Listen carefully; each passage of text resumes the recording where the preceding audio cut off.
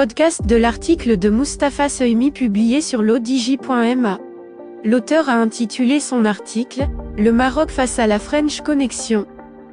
Il commence son article ainsi.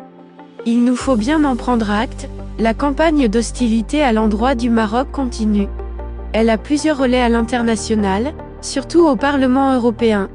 Il importe d'en appréhender tous les tenants et les aboutissants, mais sa source est à Paris. Et avec la France, il est connu que c'est un climat glacial, polaire, qui prévaut. La visite de la ministre des Affaires étrangères, Catherine Colonna, à Rabat, les 15 au 16 décembre dernier, se proposait de réchauffer le bilatéral. Ces déclarations, pour significatives qu'elles puissent paraître du côté du Quai d'Orsay, n'ont pas eu les effets escomptés, tant s'en faut. En diplomatie, comme dans d'autres domaines, ce sont les actes qui comptent, tout le reste n'est que littérature. L'auteur poursuit son article ainsi. Nouvel ambassadeur dans le royaume, Christophe le courtier s'emploie à tenter de remonter la pente, un chemin de crête. Il vient d'accorder une longue, très longue interview à l'hebdomadaire Casablancais tel quel. Pour faire passer quel message? Il s'est attaché à s'adresser au public marocain, pour mettre en exergue le souci de Paris de consolider le partenariat privilégié entre les deux pays sur la base d'un credo d'égal à égal. Une rhétorique qui ne peut naturellement qu'entraîner l'adhésion. Reste sa traduction concrète, laquelle pour l'heure demeure bien problématique. Cet ambassadeur s'est en particulier expliqué sur le vote des eurodéputés du parti Renaissance du président Macron d'une résolution du Parlement de Strasbourg hostile au Maroc. Une pirouette, à ses yeux, elle n'engage nullement la France. Comment le croire alors que ce groupe macronien est présidé par Stéphane Séjourné, un proche du locataire de l'Élysée?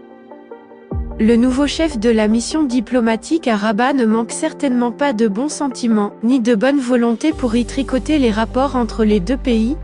Il a dans cette même ligne fait état de ses sentiments et de ses souvenirs. Sa mère est casablancaise.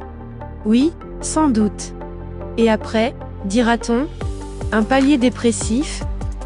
C'est que la tension persistante avec le royaume relève d'autres registres éligibles à des périmètres et à des acteurs qui ont conduit à la situation actuelle. Depuis des années, un capital historique s'est relâché, devenant émollient. Sous la présidence Hollande, ce processus avait commencé et ce en diverses circonstances connues. Un tropisme ravivé à l'égard de l'Algérie entretenu aussi par son ministre des Affaires étrangères, Jean-Yves Le Drian, cacique du Parti socialiste, avec peu d'empathie pour le Maroc.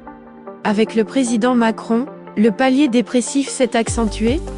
Question de feeling entre les deux chefs d'État, cela ne se décrète pas. Cumul aussi de certaines mauvaises manières, pour reprendre le vocabulaire du Quai d'Orsay que les cercles initiés connaissent, la dernière en date a été cette annonce d'un voyage fin octobre au Maroc, le 28 août dernier, à sa sortie du festival Touquet Music Beach. Imagine-t-on le général de Gaulle livrer une telle information à la fin d'un spectacle rock? Perplexité.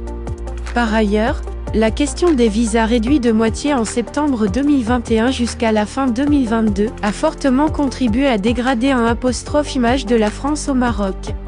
Rien d'étonnant, elle a été ressentie amèrement comme une punition collective jugée, à bon droit, inacceptable et insupportable.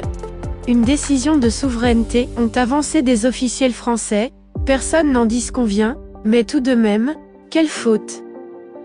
L'auteur précise sa pensée ainsi par-delà la nature et la dimension des relations entre les deux pays, sur tous les plans, c'est connu, c'est une réarticulation liée au Maroc, tel qu'en lui-même, qui a contribué à une distanciation entre les deux pays.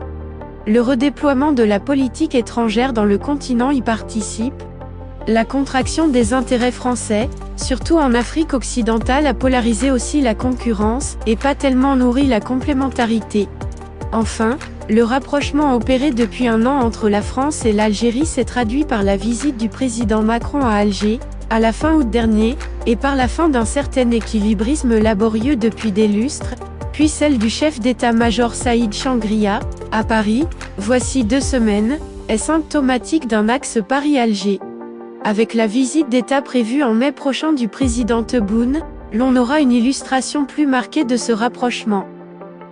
En creux, Comment ne pas relever que la visite du président français dans le royaume reste pratiquement indéterminée à ce jour? Il ne s'est rendu au Maroc qu'à 2 reprises, le 14 juin 2017 puis le 15 novembre 2018 pour l'inauguration de la LGV reliant Tanger à Casablanca. Et la visite de Catherine Colonna se proposait de baliser celle du chef de l'État français pour le début de mars prochain. L'auteur ajoute ainsi: French Connection, cet agenda sera-t-il tenu? Rien n'est moins sûr, en l'état en tout cas. La mobilisation activiste des eurodéputés macroniens au Parlement européen n'est pas à évacuer à cet égard, surtout qu'elle déborde vers d'autres groupes traditionnellement hostiles au royaume, et qui trouvent du grain à moudre avec l'affaire dite du Maroquiat. L'ambiguïté de la position de Paris sur la question du Sahara marocain pèse de tout son poids pour ne pas pousser à quelque réchauffement bilatéral. La France soutient traditionnellement le Maroc aux Nations Unies et au Conseil de sécurité. Mais elle ne veut pas prendre compte des données nouvelles sur cette question nationale, notamment la position des États-Unis, de l'Espagne, de l'Allemagne, de la Hollande et d'autres pays. Elle est en retrait, comme en dépendance des généraux d'Alger. Au fond, c'est le déclassement de Paris sur la scène internationale qui limite sa latitude d'action. Elle n'a plus le rang qu'elle avait naguère, ni en Afrique ni au Moyen-Orient, ni en Europe. Elle ne prend pas la mesure des changements géostratégiques et des nouvelles configurations qui les accompagnent. L'auteur conclut son article ainsi. Le Maroc n'entre plus dans les cases de diplomatie française. Des décideurs de l'État profond français soutiennent cette politique. L'on y trouve, pêle-mêle, tous ceux qui n'arrivent pas à remiser les oripeaux par trop paternalistes, encore prégnants, ici et là, champs politiques, partisans, médiatiques et autres. Une sorte de French Connection, vertébrée, organique, quoi qu'on en dise. Rédigé par Mustapha Sohimi et lu par l'intelligence artificielle de l'ODJ Media.